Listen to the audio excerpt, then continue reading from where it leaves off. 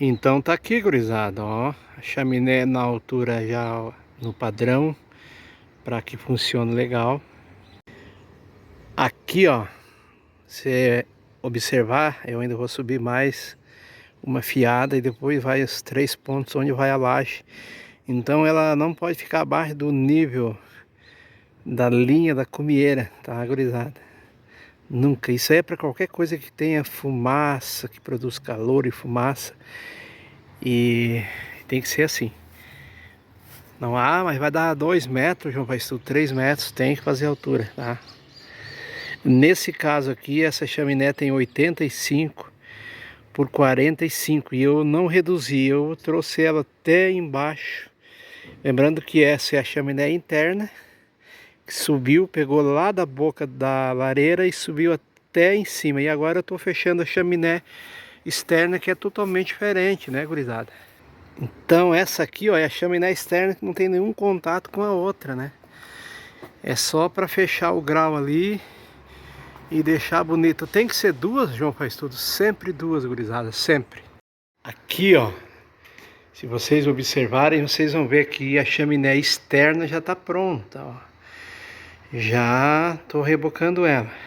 Então você observa que a chaminé externa, ela não tem nenhum contato com a chaminé interna, que é aquela que pega aqui da boca e sobe lá para cima do telhado. São duas coisas diferentes.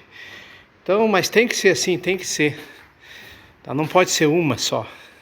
Porque quando você faz uma, dá problema, tá? E grande, hein? Aqui, o item fundamental da lareira, o registro de calor.